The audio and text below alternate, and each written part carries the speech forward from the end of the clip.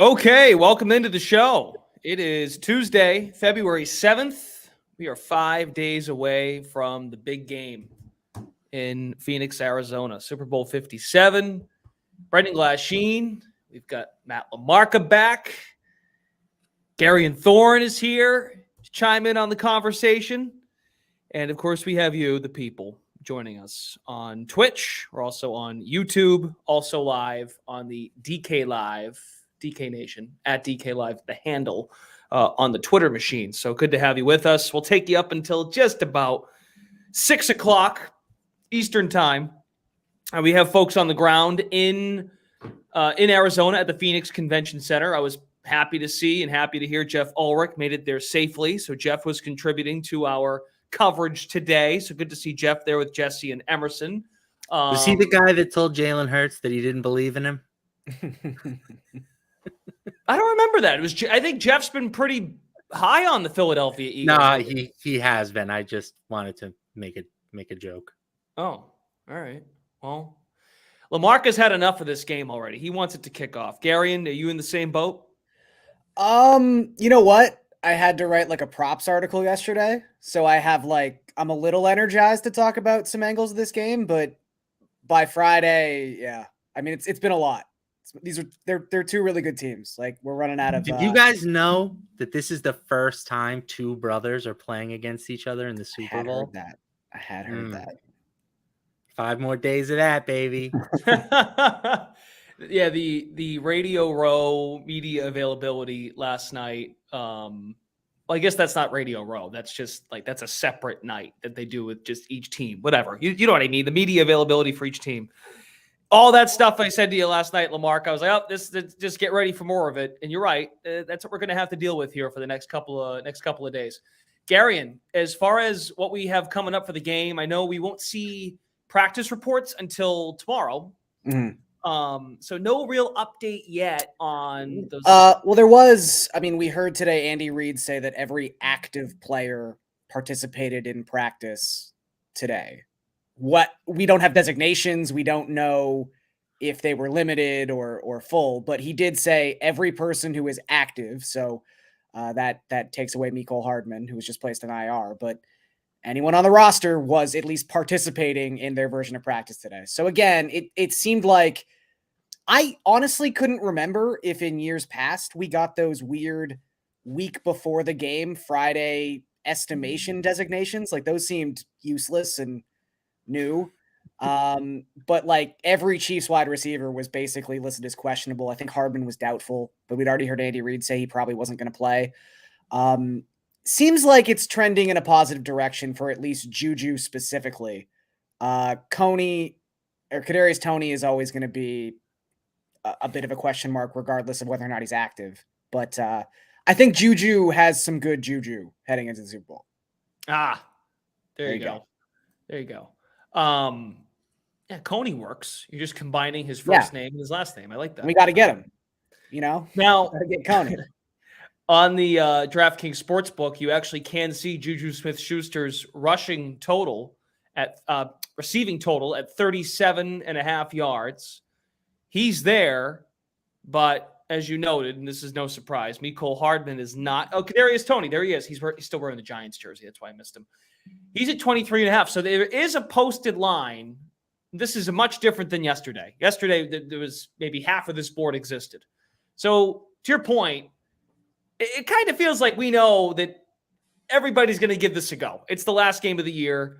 But Gary, and that's a way of me just to kind of set you up and say, now with a little clarity, not a lot, but some clarity from Andy Reid today, what are some leans or plays you like for the Super Bowl as far as player props or any other prop that you're interested in?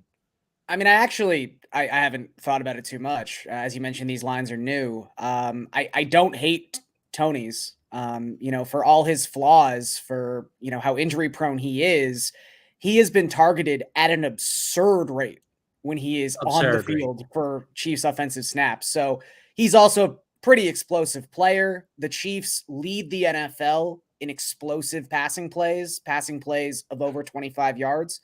So there's a lot of ways to look at this, and you could easily say that even if Toney's held to 20 offensive snaps, he just needs one target. to go over this number. I don't know if I'd agree with that. Well, I'm not saying he just needs one, but you know what I mean? Like, Yeah, the I would possibility is say there. he's electric after the catch, but like a lot of his work comes right around the line of scrimmage. It is low ADOT. I agree with that. I would say though the receiving prop I'd probably feel best about at this point is AJ Brown. It was at 71.5 yesterday. I assume it's still around that number. I don't think it would right have here, right at the top. too much. Yeah, I just think Brown goes over this pretty handily. He's been a non-factor in the first two playoff games for the Eagles, but I think a lot of that just has to do with game script. I mean, they have just been bludgeoning teams in the second half of these games, and I think we can say with a little bit of certainty that the Kansas City Chiefs are probably going to score more than 7 points in the Super Bowl, which would necessitate more of a balanced attack from the Eagles. It would necessitate more of a passing game. And Brown, I mean, first and foremost, it almost just feels like he's due for a big game. But Yeah, coming into this spot, the Chiefs by DVOA rank 31st in the NFL at defending wide receiver ones. The only team worse is the Chicago Bears, or was the Chicago Bears.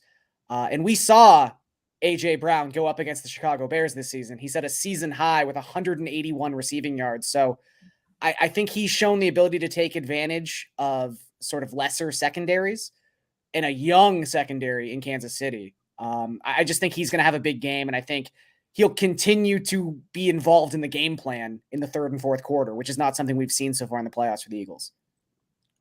so feeling good about Brown means you feel good about where Jalen Hurts is at too.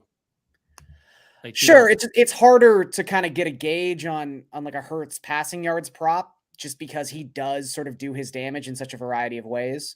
But yeah, look, I feel good about both of the offenses in this game.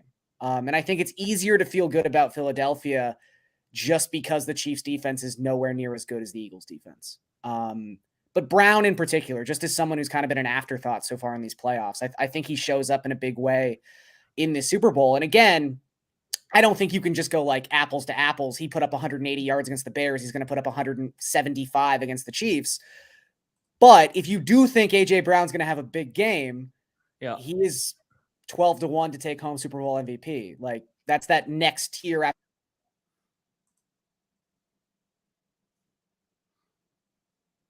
Do we lose Garion? I think we might have lost him for a smidge. Well, I'll take over. We'll give him a second. Go ahead, Lamarca. You got a thought? I mean, I've got some developing opinions on the total. I'm interested in this. Like, this is I've talked about not being a huge fan of AJ Brown in this spot. I just think that like he and Devontae Smith have been so similar recently in terms of target share. I don't know why his prop is 10 yards higher than Devontae Smith's. So I would be more inclined to take the over on Smith if I was going to play one of those two guys. But I really think that this game is set up for the Eagles to just control it with their rushing attack. So I'm not a huge fan of either of those Eagles receivers. But I want to go back to Kadarius Toney because I think that number on him was super interesting. We've seen the Chiefs kind of all season be a team that kind of spreads it out in the passing attack. Yeah. But that has not really been the case during the playoffs. Like Travis Kelce has been the clear top option.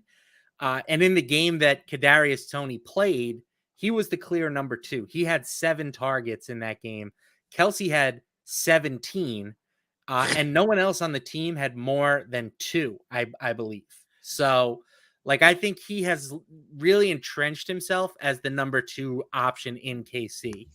And there's always a chance he gets hurt, right? That's part of the risk with Kadarius Toney. But I think he will be the number 2 man in Kansas City, assuming that he's actually on the field. This current construction of wideouts. Now, look, Juju Smith-Schuster back. Tony got hurt in the conference title game. All understood. Chiefs had a good year, efficiency-wise, offensive production through the roof without without Tyreek Hill. But wait, did you say? But you didn't say MVS.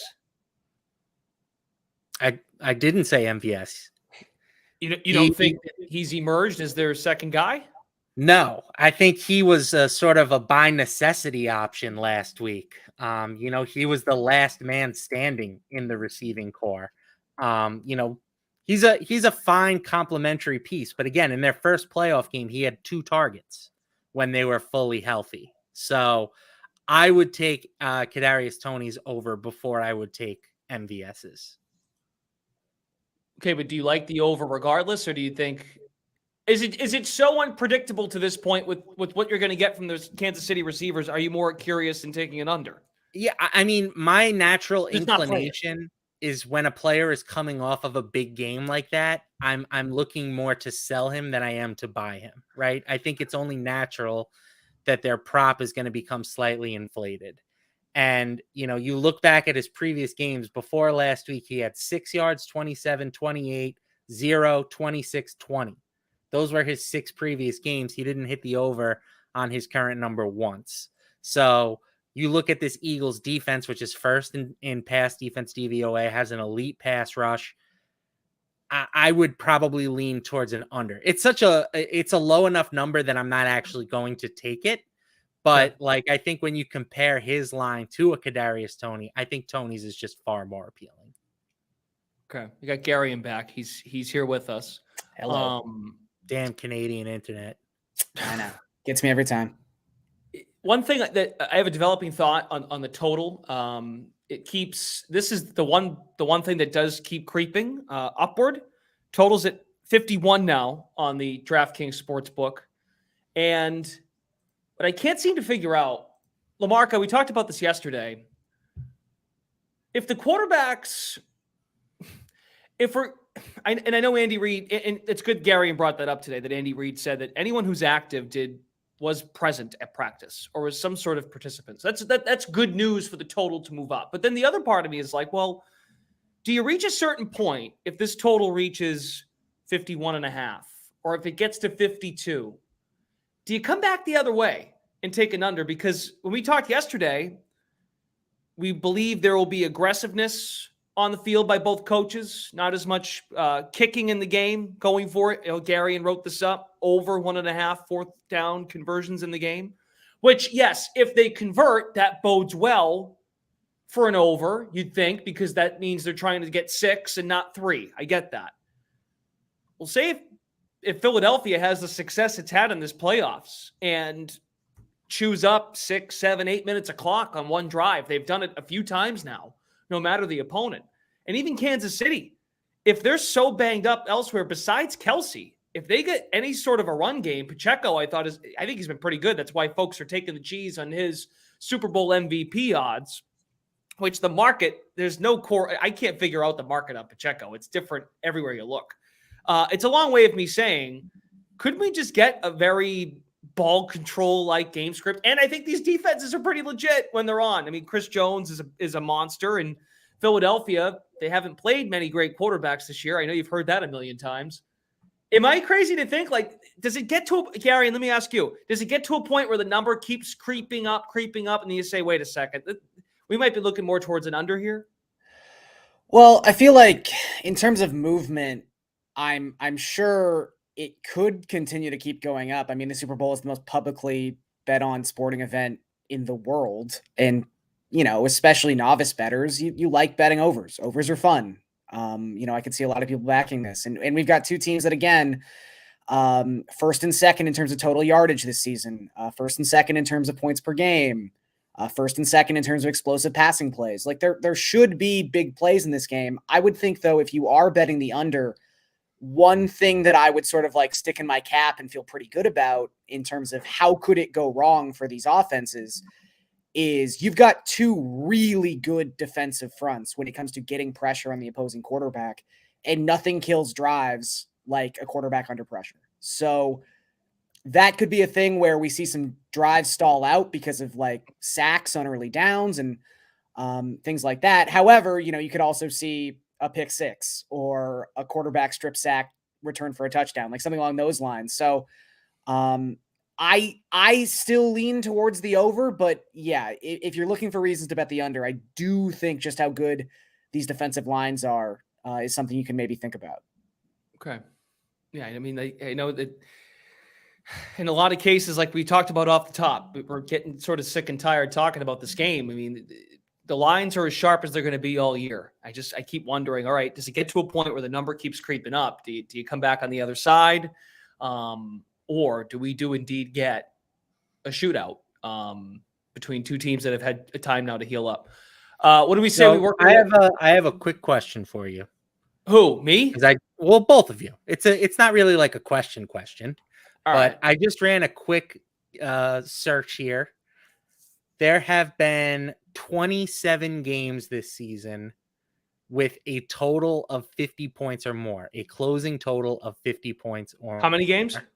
27. Okay. How many do you think have gone over? All 8. of Seattle's. 12. 9. Whoa. 9. Pretty good, Glash. So the under in games with a total of 50 or more this season are 18-9. That includes the regular season and the postseason. I don't know if we've had a 50 game during the postseason, but I just think, and just to add to that, I would imagine of those 27, most are in, of course, features 2 good offenses, or at least one really good one, in a warm or controlled environment like we have this weekend. Those all factor in, I would imagine. it's just one of those things where I think, and I've said this point now many times, but I think with the way that these teams play defense now, your sole goal is to try to limit the big play, right? So Yeah, we talked about this last night. Yep. I think that we've seen it time and time again, whether it be the Bills versus the Bengals or the Bills versus the Chiefs in the regular season. Like, you have these two explosive offenses, but the opposing defenses are playing in a conservative manner. They're trying to bend but not break, limit the other team to 3 points, generate a turnover here and there. And it ends up with these games that, you know, there's not a lot of punting, but it still doesn't end up being super high scoring. So I would probably, again, I'm going to keep sounding like a broken record. I'm going to lean towards the under just because it has been the correct strategy for most of the year. All right. I mean, look, that's a great point too, is the coverage. And you talked about it, putting having 2 deep safeties, nothing deep. And Kansas City is a team, but if there's a team I could think that would be vulnerable to that, it would be the Chiefs. But even the way they've covered in their run so far, I think it's fair. It's fair for sure. And when they have been beat, Burrow hit Higgins in the end zone. And then I thought the Christian Kirk touchdown in the Jacksonville game was pretty phenomenal too. So there have been circumstances where they have been beat down the sideline deep. And I put deep like more than 20 yards. Okay, hey, NBA tonight. Let's dive into the slate. I mean, the big news of the night, if it happens, is LeBron, right? If LeBron passes Kareem on the scoring list, Lakers are laying 6.5 at Staples, at crypto.com arena. Yeah, baby. The crypto.com arena. Some notes here that I want to pass along from the DraftKings Sportsbook. It says since February 1st, tonight's Lakers Thunder game has received 42% of both the total handle and bets to be the one where LeBron breaks the all-time scoring record at plus 130. That came out this afternoon. Does Gary, does LeBron get there tonight? Yeah, it sort of feels like it. I mean, this is definitely the environment for that to happen. You look at 2 teams that across their last 10 games are ranking towards the top of the NBA in pace. And that's really not just randomness either. I mean, the Thunder, I believe, are the 3rd highest paced team in the league for the season as a whole, and the Lakers are top 5. So there's going to be a lot of possessions in this game. You start thinking about, in a perfect world, Lou Dort would be out there for the Thunder trying to defend LeBron James. He's obviously not available. I mean, it's a lot of points, don't get me wrong, but I think, again, the thing that I always tend to go back to in these spots is when LeBron is healthy and active, it's not like he's being sort of like babied by Mike Budenholzer. He's out there to play 37, 38, 39 minutes a game. I just feel like if he's up over 30 in the fourth quarter, I just feel like a switch goes off and he tries to break it tonight. But again, pace is probably my main reason over just like sheer narrative. And that's you playing, or you're buying into the Thunder wanting to play up and down, which should create more opportunities for the Lakers too. Again, this is just like one of the you'd be hard pressed to find like a higher paced combination of teams on any given slate. So he needs 36. His point total set on the DraftKings Sportsbook, 32.5. If you're trying to play out the narrative, I've heard folks think, well, he's got to get it Thursday against Kareem's old team when the Bucks come to town.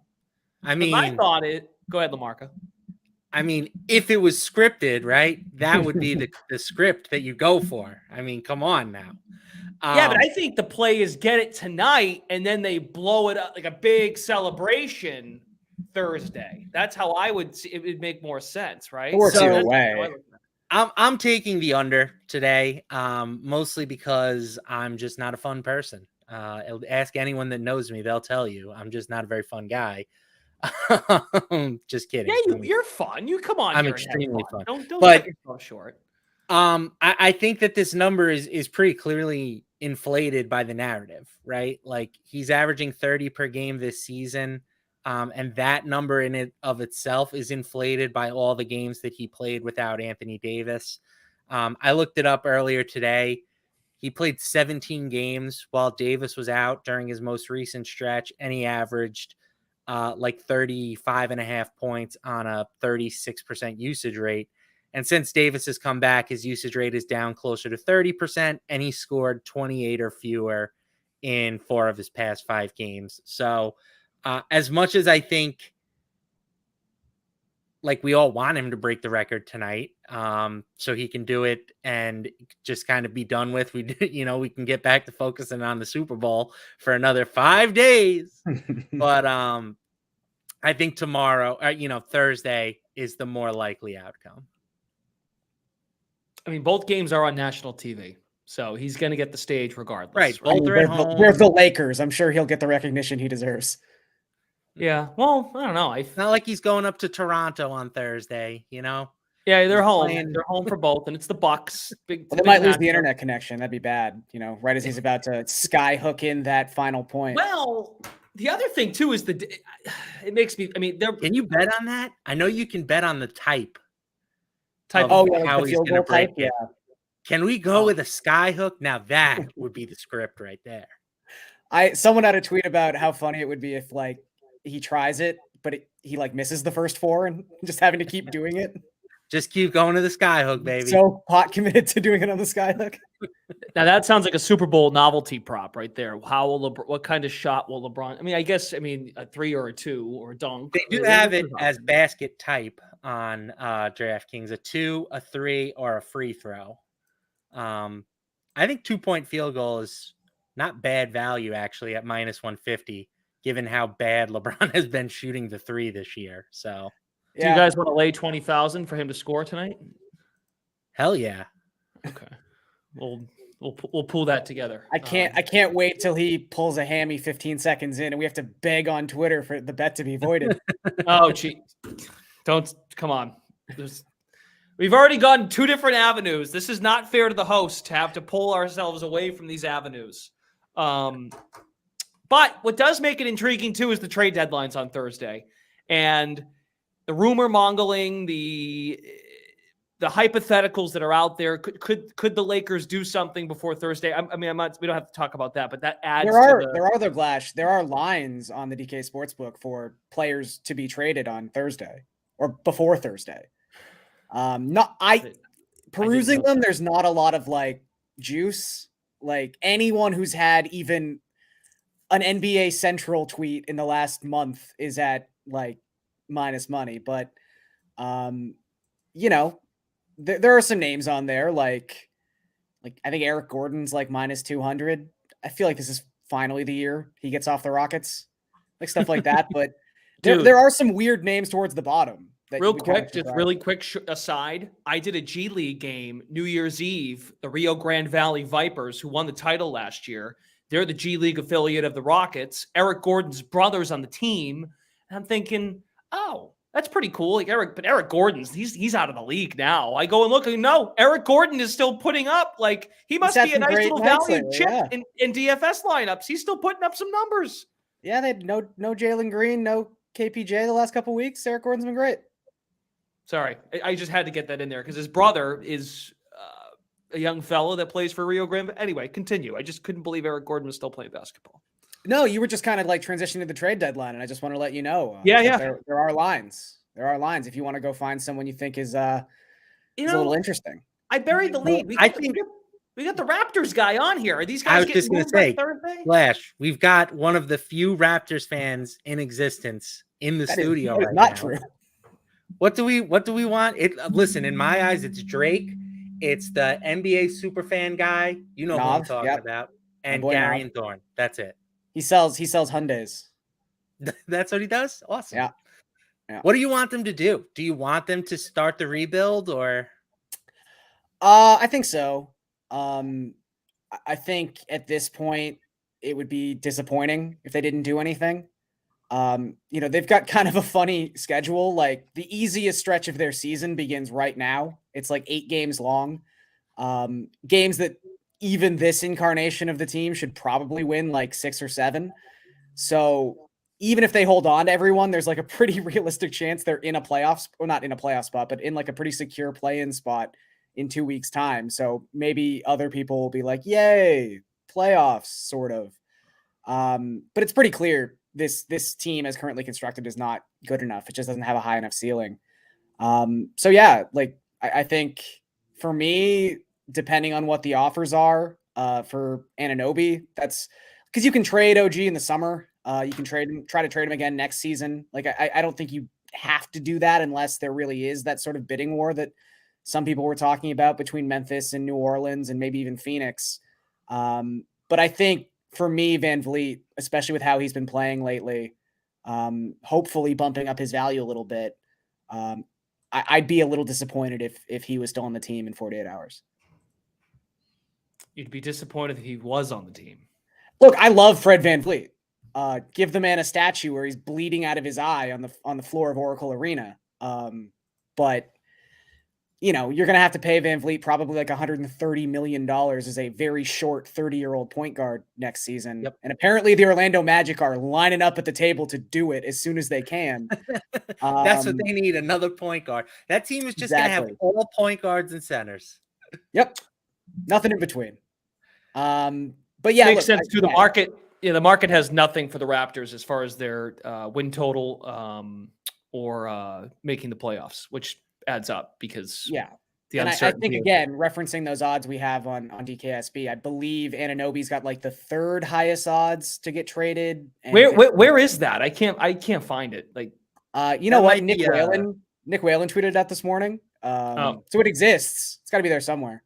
It might be a state-by-state thing because I know in New York I can't bet on stuff like that. So it's not available for me in the sports book. Okay. Well, in Wisconsin, OG Anunoby has like the 3rd highest odds, and Van Vliet's I think at the 4th highest odds or something like that. So the guy that I'm most interested in here to see what happens with him is Bojan Bogdanovic. Mm-hmm. He's not the biggest name on the market, but he has played outstanding for the Pistons this season. And I think he could really help a playoff team if he ends up in the right situation. He's kind of a perfect fit for the Lakers. I know everyone's tired of talking about the Lakers, but putting him on the floor just would give them another scorer, another perimeter shooter.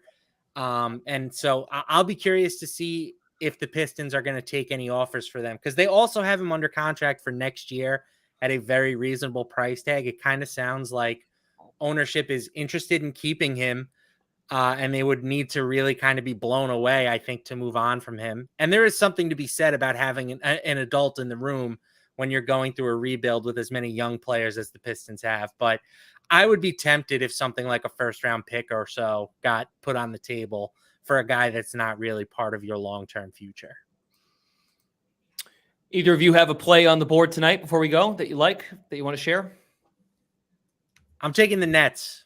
I'm taking the Nets plus 7.5 at home against the Phoenix Suns, solely for the fact that Cam Thomas is an absolute bucket. And I don't know why it took so many injuries and trades and stuff for this guy to get on the floor, but you've watched him the last 2 days, and this guy is a legitimate NBA scorer. So I think that they're okay right now with him being their main guy. And obviously you can't win long-term with him scoring 40 a night. He's due for a bit of shooting regression, but adding him to what they already have, I think the Nets are going to be okay in the long term. Gary, and real quick before we go. Yeah, I'm probably just gonna hop on the Knicks on their money line right now. They're laying they're up a favorite only by only a point in Orlando. The Knicks have been much better ATS on the road this season. The Magic are like the best ATS team in basketball the last 2 months. But I do think the biggest area of concern the Knicks have had recently is their ability to defend. They've been terrible without Mitchell Robinson.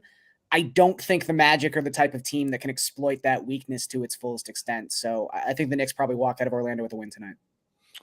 Okay, that's all the time we have. Thanks so much for tuning in, everybody. For Matt LaMarca, Gary and Thorne, Brendan Glasheen, this program returns tomorrow after the 4 o'clock Madden Sim.